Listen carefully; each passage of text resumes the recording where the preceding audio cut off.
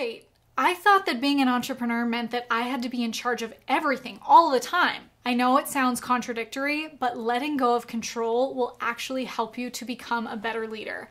And actually, by holding your cards close to your chest, you will actually be hindering your business's success. So let's talk about letting go of control to become a better leader.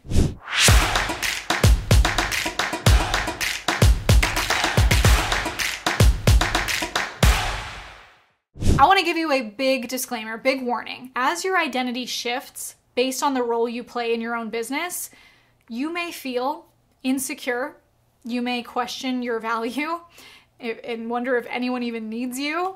And maybe hearing that might sound a little silly, like, no way, it would be a dream to have a business that runs itself and makes money without me. But because we built this thing, it's our baby. We love it. We want to make sure it's okay. And a lot of us, we get our drive, our self-worth from our business. And because of that, we can then unintentionally become a bottleneck again, trying to insert ourselves in places that aren't necessarily, but trying to be useful and try to find things to do. This is where the most valuable thing that we can do as a leader is sit and think and dream and learn and vision, which on the outside doesn't look very productive. And if you, like me, had the belief that you have to work hard to get what you want and defined hard work by things that were challenging or difficult, doing things like sitting, thinking, dreaming, learning, visioning might not seem very important or valuable. I want to hear from you. What do you think is the most important thing that you as a leader could be doing in your business? Or what are the things that you have done that have moved the needle the most in your business? Maybe some of the answers will surprise us, so I'd love for you to share in the comments below. Your role now as a leader is more about empowering your employees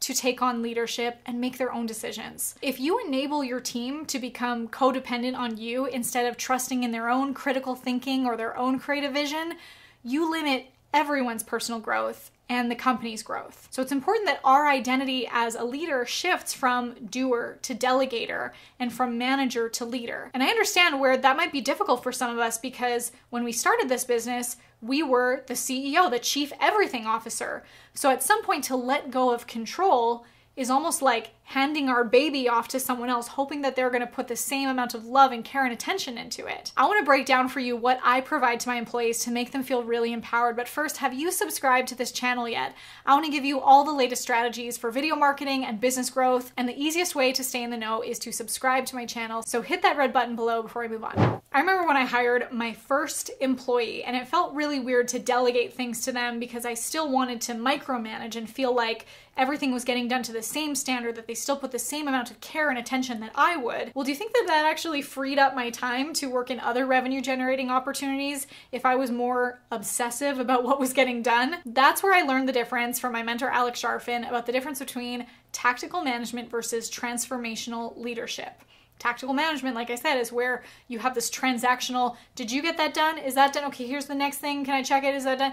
Instead of giving them the opportunity to lead and have the opportunity to grow on their own and feel empowered in their role. We hire people to our weaknesses so that we can play in our strengths. And I want to give my team an opportunity to cultivate their zone of genius. But if I'm over their shoulder and micromanaging them, this business is still not going to grow. What Alex Sharfin teaches is how to have a waterfall in your business, which is your annual objectives, your 90-day targets, your 30-day goals, and your weekly commitments. With that, every person on the team knows the vision. They know the direction that we're going, and day to day, they're working on their weekly commitments that are then going to line up to the 30-day goals, to the 90-day targets, to the annual objective. Because of that, there is lateral accountability where the team relies on and supports each other rather than this from the top leadership of just micromanaging and transactionally working through tasks together. When we have these systems in place, I want my team to be empowered to work in their zone of genius.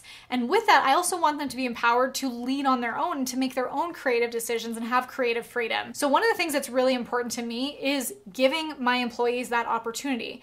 So if they come to me asking for my opinion or what do I do here, I rarely give my answer. Instead, I ask, what do you think? Most of the time, your employees are coming to you for validation.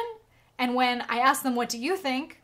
And they give the answer, I might provide a little bit of feedback, but most of the time it's encouraging them and empowering them to know that I trust them to make that decision. If your team always feels like they have to come to you for every single answer, you're still in that transactional management and not providing a transformational company culture. It's also about knowing how to provide constructive feedback in a way that encourages their decision making. I try to do this like 5-to-1 rule, 5 compliments for every piece of constructive feedback so that they feel really empowered and not like I'm constantly picking at do this better, or this was wrong, or we have to fix this. I want to make sure that I'm empowering them even in the small things. And one of the ways that we do that is on our daily huddle that we have every morning at 10:30, we have a little section of time that we call Who Got Caught Being Awesome, where we acknowledge people for the little things and the big things that they're doing as part of the team. I heard a story once about this executive that when his employees would come to him asking him a question, he would ask them in return, is this a 6-inch putt? Meaning that for him, he wanted them to already hit it across the fairway, across the, I'm not a golf person, so I hope I'm getting this right, and onto the green. Is that the right? Okay. And that by the time it reached him, the only decision he had to make or input that he had to make was a 6-inch putt. And this isn't to be rude to tell people like, figure it out on your own and don't bring it to me until it's like quick work for me, but it's to empower them that I trust you to make these decisions. And I've hired you, you're part of this team because I see your superpower. I want to foster your zone of genius and encourage you to work in that and lead your own department. And I consider this for when I go to my employees too, that I want to bring them a 6-inch putt. I want to respect their expertise and their time, and for them to know that I've already hit it across the fairway and the green and everything before I bring it to them so that we can then work creatively on it together. I want to help you become the entrepreneur that you were meant to be. And sometimes giving up control of your business to be a better leader requires us to have these systems in place, that we have a profitable business running, that we have the creative space to go out and keep dreaming and keep visioning. My superpower that I would love to help you with is for you to build a content machine that can ascend your leads from hello to high ticket. And if that sounds good to you, I would love to actually give you access to my highest performing, most revenue generating campaigns that you can plug and play into your business to maximize your lead generation and sales. So click on the link in the video description below to attend our hello to high ticket training, to take on leadership and make better decisions. Make independent decisions. Your role now as a leader, how did I word that? Your role now as a leader, to take on leadership and make independent and make their own decisions. And the easiest way to stay in the know is to just, meaning that he wanted them to hit it. I'm not a golf person. And most of the time we go with that. What do you think?